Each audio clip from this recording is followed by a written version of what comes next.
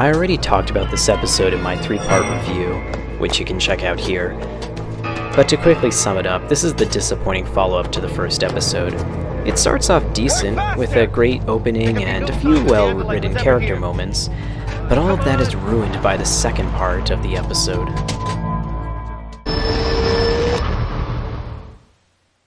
The Alien is another example of a portion of what made a book good being adapted into an episode. Unfortunately, a good portion of the moral ambiguity is lost in adaptation. In this episode, Axe tries to contact his homeworld using human technology. My Elfangor? Facsimile, you are now the eldest son. The burden of revenge is on you. Do you know who did this? Yes. Mr. 3. What? We've just That's how you introduce him? Oh, come on, that's physically impossible. Did they forget that Andalites have 4 legs? Andalites can't make movements like that.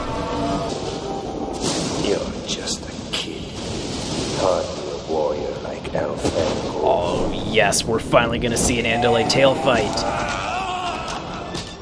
Or we could watch them do whatever the hell this is. Oh look, it's the sequel to Birdemic. All joking aside though, this episode does have a sense of completion, a 3-act structure that doesn't seem to be present in a lot of Animorph episodes. And, like I said before, a good portion of the moral ambiguity is lost in adaptation, but a small portion of it remains. Do you know why we have the law of Zero's kindness? Prince Zero was an Andalite who felt sorry for another race. He gave them the secret of spaceflight. That race was the Yeerks. And half of perfection should at least equal something good, and I think it does. Actually, don't stop trying just because something doesn't work out. You get more careful, but you keep trying. I already talked about this episode in my review of the first 3 episodes, but to quickly sum it up, this felt like the true follow-up to the first episode, with a dark atmosphere and a, well, I just watched my review.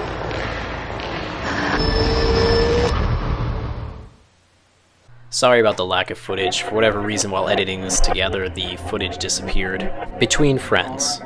Out of all the episodes, this one feels the most complete.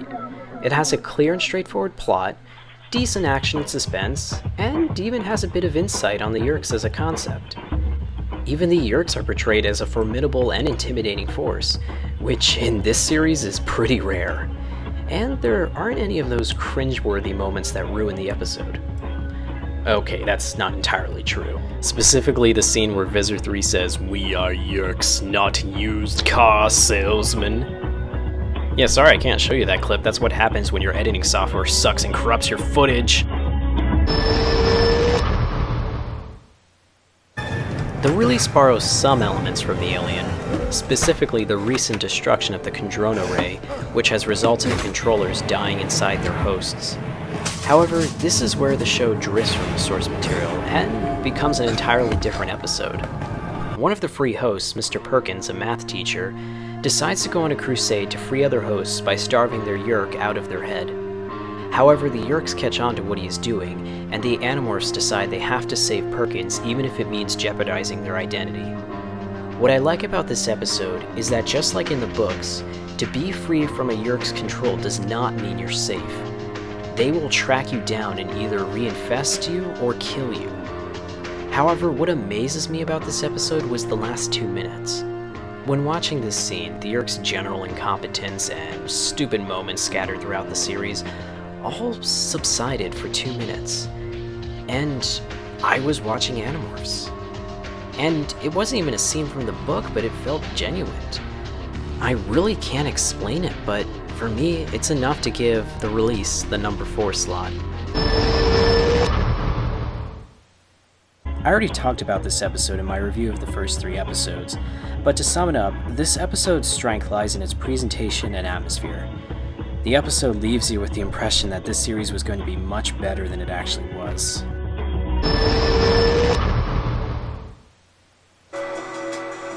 You know, it's kind of funny comparing watching the series finale of a good series and watching the series finale of a bad series. Watching the series finale of a good series, you're so compelled by the story and just in awe at whatever is happening. But when you're watching the series finale of a bad series, you're literally watching the clock and counting down the minutes and just hoping something will happen, something good that will at least make you feel like you didn't completely waste your time, something memorable. Anyway, Changes, Part 3. So what were those Hawk images leading up to? Well, we finally get to find out in this episode. Oh, son of a... Sharing screen time with the epic conclusion of Jake and Cassie's prom arc is the reveal that there is a resistance group of free controllers who are fighting the Yeerks. This is an entirely new concept that wasn't in the books. And you know what? I actually really like this group. They have their leader Hugo, who is a former host, who I think managed to escape during the events of Face Off. They have their tech expert, who also escaped the Yeerk pool and stole half of the Yeerk's technology and now tries to understand it. Hell, I even like their messenger, who seems like a Buddhist stoner. Tobias's interactions with them is really compelling, and it ends with them plugging the disc into a Virtual Boy that sends Tobias into the Black Lodge, and then sends him into a blue void with Alfangor. Message to my son. You have a son here on Earth? Where is he? I am looking at him. Wait, Tobias is Alfangor's son in this universe? I mean, we know he was from the books, but this raises so many questions. Did the events of the Andalite Chronicles happen in this universe? Also, the episode ends with the group being captured and Tobias narrowly escaping. Seriously, that's the end of the whole series. Jeez, talk about a downer ending. I mean, nothing is resolved, and look, sure, the ending to the book series was much darker, but at least events like the Yeerk invasion or Tom's fate had closure. I don't know, maybe the game's shattered reality gives a better ending. I really have to hand it to the creators for creating this episode. I said that the last 2 minutes of the release felt like Animorphs. Well, this is 12 minutes of true Animorphs, and the other 12 minutes are painful! Despite not being adapted from a book, the last 2 minutes of the release felt like Animorphs. Half of Changes Part 3 also felt like Animorphs. But there is only one episode, in my opinion, that felt like Animorphs from beginning to end, and yet was not based on a book. Number 1. Not My Problem. In this episode, Jake is fed up with fighting the Yeerk invasion, to the point where he is willing to make a deal with the Ellimist. He requests that he and his friends never met Alfangor and that they knew nothing about the invasion. I've stated earlier that this episode was an entirely original idea, and it was. It isn't an adaptation of Back to Before, as this episode came out a couple years prior. Although it's pretty hard not to compare the two. In Back to Before, Jake had gone through several books of bloodshed, questionable morale, and the knowledge that they will probably lose this war anyway. On top of that, the Drode reminds him Marco will probably be forced to kill his mother, Tobias will most likely die as a Hawk, and Rachel is a psycho who is enjoying this.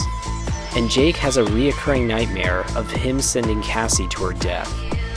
In the TV show, I really don't buy the trauma Jake must be going through. I don't know, the Yeerks are too powerful and I don't think we can win. Yeah, in the books I can buy Jake flat out giving up, but not against the TV show Yeerks. Wait, this is supposed to be a positive review.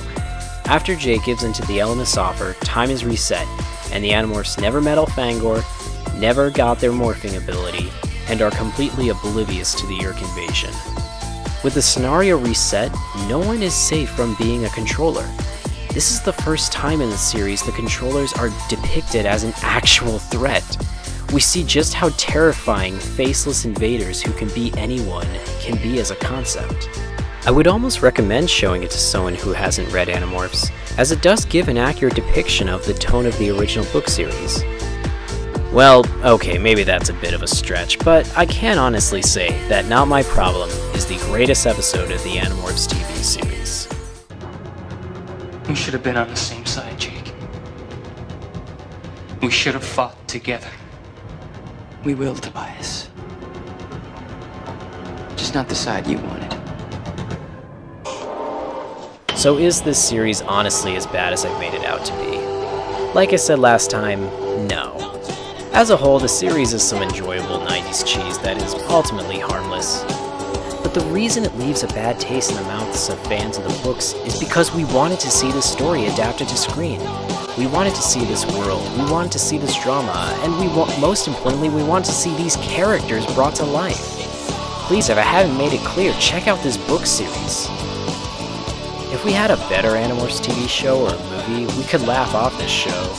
But after the failure of the book's re-release in 2011, and the repeated rumors of a movie that only gets shot down, it becomes frustrating that this television series will be the only thing that most non-fans will remember. Stay exactly where you are, or you'll miss part 3 of the Animorphs TV movie. Hope is fading. There's nowhere to turn. Have the Animorphs met their match? Find out next. But I still enjoy this series, and I have a little bit of respect for the higher entries on this list. I guess if you're curious, check out this series on Netflix or Amazon, but for the love of the elements, check out this book series. Anyway, for the next few months, we will be covering a science fiction franchise that gets all the attention it deserves, and then some. Star Wars, specifically the Clone Wars.